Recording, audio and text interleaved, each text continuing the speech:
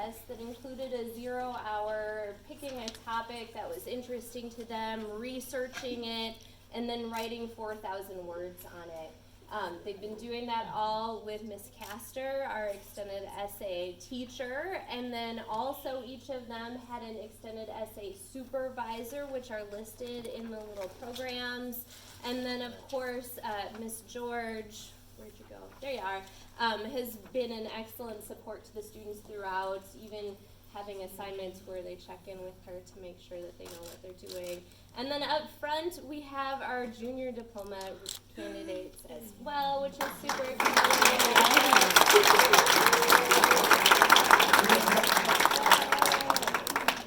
I'm going to say a few words, and then we are just going to go down the line, and they're just going to say a little bit about their extended essay research, a little summary for you, because their actual titles and questions are listed in the program. So you can see the nitty-gritty specifics. They're going to tell you kind of what they learned about it. But before we do, I just want to point out that this project is so much more than just writing a 4,000-word report. You should all be very proud of yourselves. You've learned skills that you're going to be able to take with you into life. So some of the skills that I was thinking of that are so important are managing priorities. Not only were you doing this during 0 hour, but you were also involved in activities, you were taking a heavy coursework, so much, and you managed to get through it. You were able to set small deadlines to make it to this bigger goal of 4,000 words. You were able to find and analyze sources. That's so important. We know there's so much fake news out there. You can actually analyze where your sources are coming from. That's a huge skill that a lot of people don't have and should. You were able to identify your own biases in your writing. I know a lot of you had to overcome that, where you figured out that you were writing with a lens that was not unbiased. So great job doing that. You were able to narrow research questions to a manageable length. 4,000 words sounds like a ton. It feels like a ton while you're doing it. But really, you have to have a very narrow topic while you're writing it. So they were able to narrow those down to something that interested them still, but was able to do within just 4,000 words. They were able to come up with a ton of sources, but putting it into a cohesive essay, which is very difficult to do. You were able to balance a large project with a ton of other responsibilities. You knew when and how to ask for help, or if you didn't right away, you learned when and how to ask for help, which is so important when you leave this place and you start working in the real world. You realize that asking for help is a strength, not a weakness. And you were able to organize your thoughts so that others could see your point, which means you're going to be able to go out into the world and help others understand you. So, with that all said, Rafe, you may start us off. Yeah, so I learned about basically two topics. So I learned about PCR and also molecular cloning. And I learned a lot about both of those topics, but especially in molecular cloning, I learned a ton about the different processes and how they work, and especially the strengths and weaknesses of both. And basically this allowed me to come to the conclusion that PCR wasn't really related in any of the molecular cloning techniques, and it didn't really influence basically how useful they were. But throughout this whole process, I really like to thank Ms. Magdahl and Ms. Castor for helping me throughout this whole thing, and also Mr. Hartman for being a great supervisor and helping me out. Great question.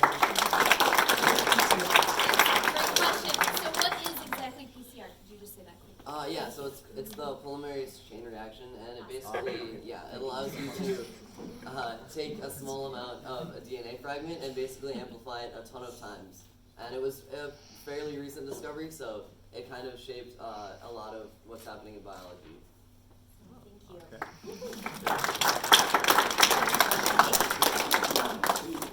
All right, my name is Patrick, and in my writing, I looked at the civil rights movement in the United States and the anti-apartheid movement in South Africa. And before I started writing the paper, I didn't know anything about apartheid. So it was really interesting to see the parallels that happened in the nonviolent protests that young people put on in the United States versus in South Africa. So it was cool to look at those two situations and see how they were alike and how they were different. And I would like to give a quick shout out to Miss Magdahl, Miss Castor, and my supervisor, Miss Lindenberg, for all the help that they gave in the process of doing this paper.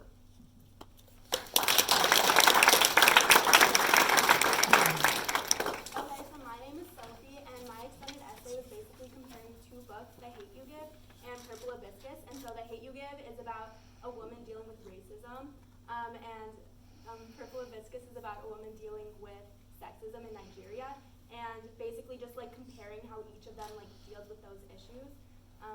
And I guess like a major thing I learned is how authors from different cultures deal with issues in their society. And I'd like to thank Ms. Castor and Ms. Herbert, and especially Mr. Wells for being so patient throughout the process.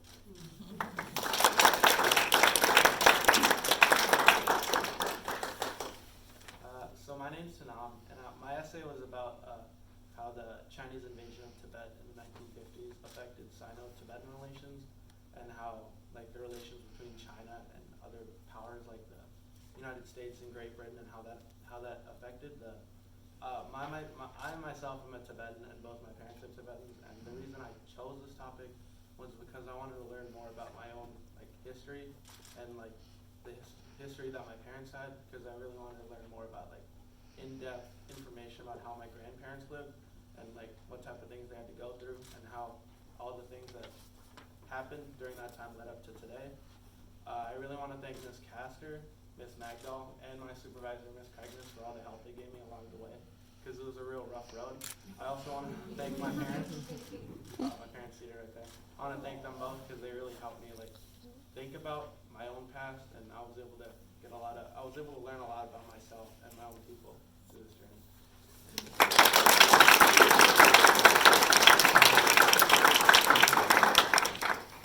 I'm Amelia, and I wrote about osteoarthritis in equine athletes and how an oral joint supplement may help reverse the effects of osteoarthritis or prevent osteoarthritis from occurring. And throughout the process, I learned a ton. I made some big mistakes, but I managed to come out, and it worked out really well in the end. And I'd like to thank my parents for helping me read all the really complicated journal articles and help me understand things that I, as a high school student, like didn't know about. I'd like to thank Ms. Magdahl, who was really patient and helpful, and Ms. Castor, who also helped me with the writing process and researching, so I couldn't have done it without you guys.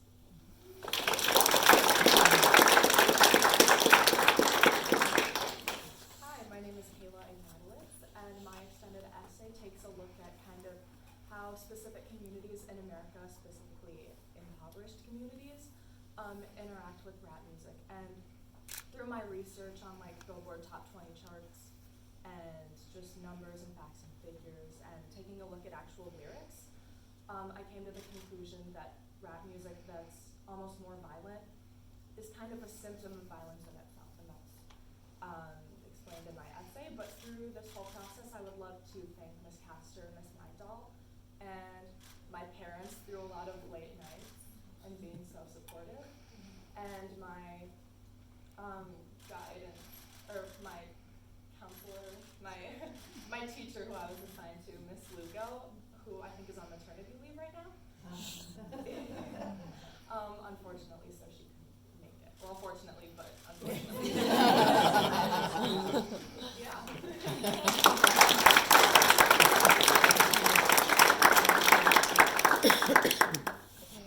So my name's Samantha.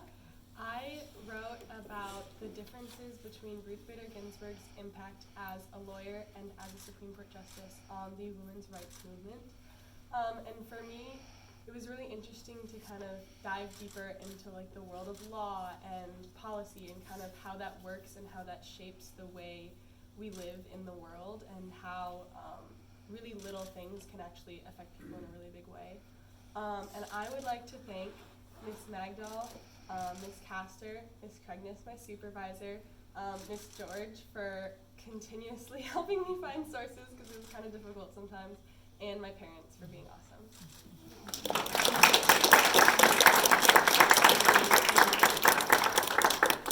I'm Will.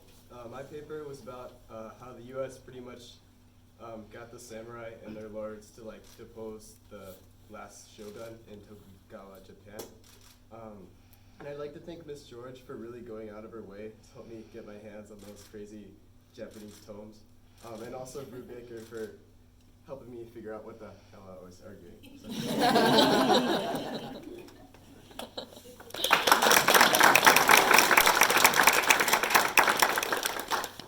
Hi, I'm Yoni. I research segregation in the history of Minneapolis, finding that although the Supreme Court and Minnesota state government did pass laws and rulings that were supposed to remove certain systematic forms of segregation, that segregation remained more as a social and economic issue up until today, actually. And I really learned a lot from the process. I learned that I really want to go into urban studies and history in college and look into these issues more. And I really want to, first of all, thank my parents for being so incredibly supportive and helping, read through drafts and looking at them. I want to thank Miss Magdal and Miss Castor for being incredible leaders of the extended essay group. And I wanted to thank my supervisor, Miss Cisco, for being so incredibly supportive, an amazing teacher, and someone really great to talk to about these issues. And I also finally want to thank Miss George for being so helpful finding sources and researching.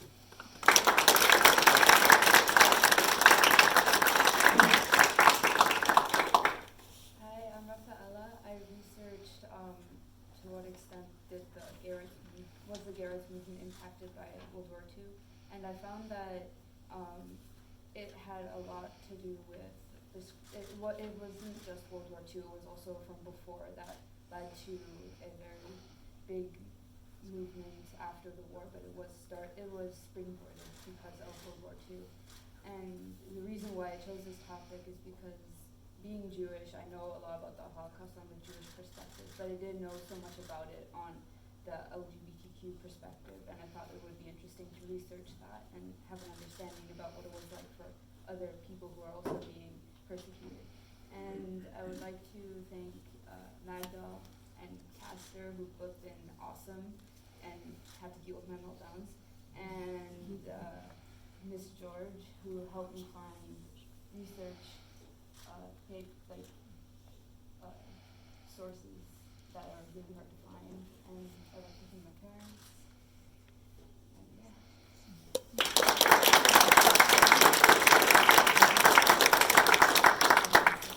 Hi, I'm Eitan. For my extended essay, I wrote about a specific battle in World War I that was kind of obscure. It was situated in Baku, which is now the capital of Azerbaijan, and definitely not in the main focus of World War I studies or the war itself. But I found it interesting because I saw that it had a lot more intersects between of how politics were interacting today. That it was the actual battle was between the Ottoman Empire and the British Empire, but figuring out why Britain was interested in it, why they bothered to go out of their way to go to this far stretch of really the middle of nowhere, and I thought that it was really interesting in both seeing how that was impacting other issues at the time, but also the effects that it still has today in the regional politics, and I thought that was really interesting. So I'd like to thank Ms. Magdal and Ms. Castor for guiding all of us in this process, and specifically Ms. Kragnes, who was my supervisor, for making sure that my research was focused, making sure that I had enough evidence to back up everything I was saying.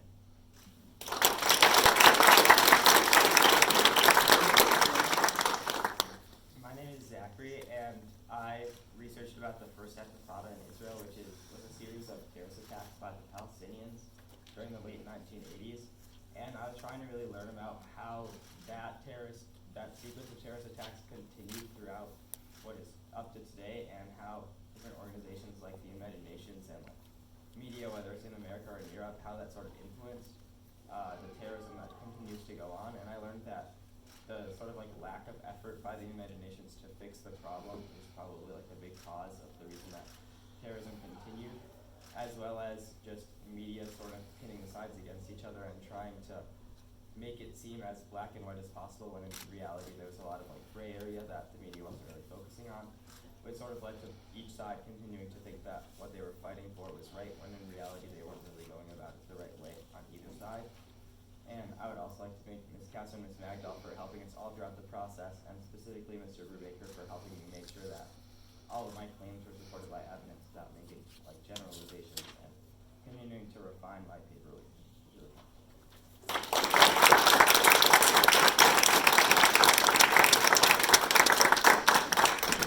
I know we have a lot of adults in the room that really want to take some pictures of all of you. So we'll wait a little bit so they can take some pictures. You guys all smile nicely while they do that. And then help yourself to goodies on the table over there. Thank you all so much for coming.